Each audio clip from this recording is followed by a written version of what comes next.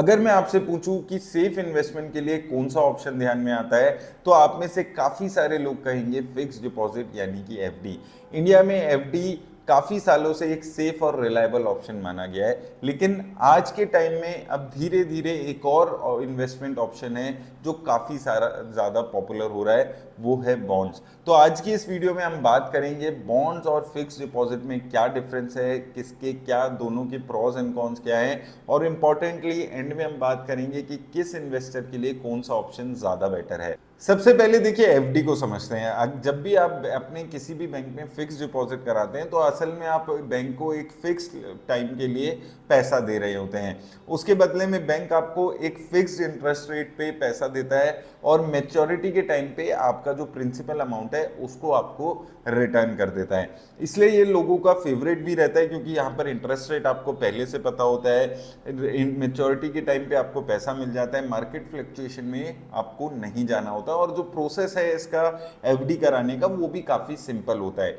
लेकिन एक challenge fix deposit में हमेशा से रहा है कि वो लॉन्ग टर्म में आपकी जो इन्फ्लेशन है उसको बीट नहीं कर पाता है, और अगर आप लॉन्ग टर्म वेल्थ क्रिएट करने के बारे में सोच रहे हैं तो आपकी वेल्थ क्रिएशन की जो जर्नी है उसकी स्पीड थोड़ी सी लिमिटेड हो जाती है। अब बात करते हैं बॉन्ड्स की। तो सिंपल लैंग्वेज में अगर हम बॉन्ड्स की बात करें तो बेसिकली आप गवर्नमेंट या कॉरपोरेट को या कंपनी को एक लोन दे रहे होते हैं। जब भी किसी कॉरपोरेट को, कंपनी को या गवर्नमेंट को लोन की ज़रूरत होती है तो वो एक बॉन्ड्स इशू कर देती है। आप लोग अगर बॉन्ड्स खरीदते हैं तो बेसिकली आप अपने पैसे कंपनी को लेंड कर रहे होते हैं। उसके बदले में कंपनी आपको एक फिक्स इंटरेस्ट रेट बताती है जो आपको मिलता है, और उसके साथ साथ आपकी मेच्योरिटी पे आपको पैसा मिल जाता है। तो बेसिकली जो कंसेप्ट है वो एफडी और बॉन्ड्स का सिमिलर रहता है, लेकिन यहाँ पर आप गवर्नमेंट को या फिर कंपनी को डायरेक्टली पैसा लेंड कर रहे होते हैं। इसीलिए जनरली देखा जाता है जो कॉर्पोरेट बॉन्ड्स हैं उनका जो रेट ऑफ इंटरेस्ट है वो एफडी से या फिर गवर्नमेंट बॉन्ड से आपको ज्यादा देखने को मिलता है। अब प्रैक्टिकल कंपैरिजन करते हैं। सबसे पहला फैक्टर आता है रिटर्न्स। तो एफडी में एक स्टेबल रिटर्न्स मिलती है, लेकिन कॉर्पोरेट बॉन्ड्स आपको हायर यील्ड्स ऑफर कर सकते हैं। इसीलिए अभी अगर आप देखेंगे तो काफ़ी सारे इन्वेस्टर्स हैं वो अपने पोर्टफोलियो डाइवर्सिफिकेशन के लिए बॉन्ड्स को प्रेफर कर रहे हैं इंस्टेड ऑफ एफडी। दूसरी बात आती है पे आउट की। तो देखिए एफडी में आप पे आउट या तो क्यूमुलेटिव ले सकते हैं या फिर आप एक पीरियोडिक पे आउट ले सकते हैं। वहीं बॉन्ड्स में आपके पास काफ़ी अलग अलग ऑप्शन होती हैं, मंथली, क्वार्टरली, ईयरली या मैच्योरिटी पे भी आप अपना पे आउट ले सकते हैं। तो ये स्पेसिफिकली उन लोगों के लिए और भी ज़्यादा बेटर हो जाता है जो थोड़ी सी हायर रिटर्न और रेगुलर इनकम जनरेट करने के बारे में सोच रहे हैं। अब तीसरा फैक्टर आता है रिस्क। तो देखिए एफडी जनरली लोअर रिस्क वाली इन्वेस्टमेंट ऑप्शन माना जाता है, लेकिन अगर हम बॉन्ड्स की बात करते हैं तो बॉन्ड्स के जो रिस्क है वो वेरी करता है। ये डिपेंड करता है दो तीन फैक्टर्स पे। सबसे बड़ा फैक्टर है कि इशूअर कौन है, आप किस कंपनी के बॉन्ड्स ले रहे हैं, आप गवर्नमेंट के बॉन्ड्स ले रहे हैं, कॉर्पोरेट बॉन्ड्स ले रहे हैं, और वो जो कंपनी है जिसके आप बॉन्ड्स भी ले रहे हैं उसका रीपेमेंट करने की कैपेबिलिटी कैसी है, वो सब चीज़ों पे बॉन्ड्स का जो रिस्क है वो डिपेंड करता है। और चौथा सबसे बड़ा फैक्टर आता है लिक्विडिटी। तो देखिए एफडी में हम सबको पता है अगर हम बीच में ब्रेक करते हैं तो आपको यहाँ पर कुछ चार्जेस पे करने पड़ जाते हैं, लेकिन बॉन्ड्स में आपके पास ऑप्शन होती है कि आप बीच में निकल सकते हैं, और लेकिन वो आपका किस रेट पे मिलेगा वो डिपेंड करता है आपकी सेलर और बायर की अवेलेबिलिटी क्या है, मार्केट कंडीशंस क्या है। उन सब चीज़ों पे बॉन्ड्स में आप जब भी एग्जिट कर रहे हैं वो लिक्विडिटी आपको वहां पर मिल जाती है।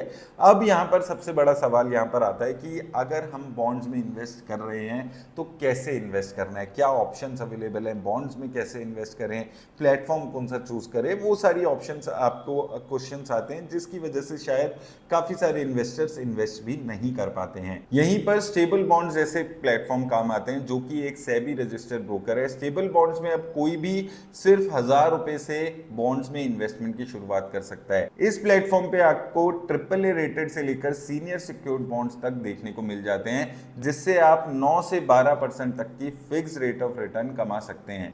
और अच्छी बात यह है कि आपको इन्वेस्ट करने के लिए कहीं जाने की ज़रूरत नहीं है। आप अपने मोबाइल फ़ोन से बड़ी इजीली यूपीआई या नेट बैंकिंग से अपनी इन्वेस्टमेंट की शुरुआत कर सकते हैं। इसके साथ ही स्टेबल मनी ऐप पर स्टेबल बॉन्ड सेक्शन में आपको बॉन्ड से रिलेटेड सारी इंफॉर्मेशन क्लियर और ट्रांसपेरेंट तरीके से दिखाई जाती है, जैसे कि आपका पे आउट कितना है, रिटर्न्स कितना है, रीपेमेंट शेड्यूल कितना है, ये सारी इंफॉर्मेशन आप देख सकते हैं। इसके अलावा आप अपनी इन्वेस्टमेंट की सारी इंफॉर्मेशन स्टेबल बॉन्ड्स के डैशबोर्ड में जाकर देख सकते हैं, कितना इन्वेस्ट किया है, कब पे आउट मिलेगा और मैच्योरिटी कब है, ये सब क्लियरली विजिबल होता है। और सबसे इंपॉर्टेंट बात, कभी पैसे की अर्जेंटली जरूरत पड़ती है तो मैच्योरिटी से पहले एग्जिट करने की भी आपके पास ऑप्शन होती है विदाउट एक्स्ट्रा फीस। तो अगर आप अपने पोर्टफोलियो में इन्वेस्टमेंट के ट्रेडिशनल ऑप्शन के साथ एक ऐसा ऑप्शन भी ऐड करना चाहते हैं जहां पर आपको फिक्स रिटर्न और उसके साथ रेगुलर पे आउट का स्ट्रक्चर हो, तो आप स्टेबल बॉन्ड्स पर ट्रस्ट और ट्रांसपेरेंसी के साथ अपनी इन्वेस्टमेंट की जर्नी की शुरुआत कर सकते हैं। तो दोस्तों देखिए, वीडियो को कंक्लूड करते हैं। तो अगर आप बात करें, फिक्स डिपॉजिट और बॉन्ड्स दोनों ही एक रेगुलर इनकम जनरेट करने वाले